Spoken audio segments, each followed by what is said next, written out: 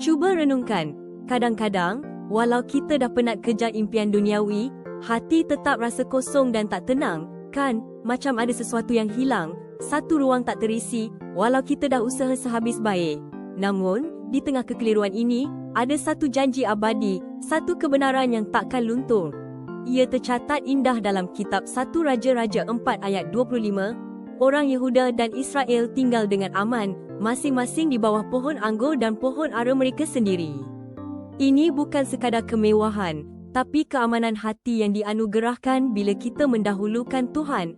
Apabila kita sepenuh hati mencari kerajaan Tuhan, Dia akan menambahkan segala yang kita perlukan. Kita akan dapati kedamaian yang melampaui pengertian, kasih sayang yang tulus, dan perpaduan yang indah sesama insan. Inilah erti sebenar hidup berlimpah, bukan hanya materi, tapi kekayaan rohani dan jiwa yang penuh berkat.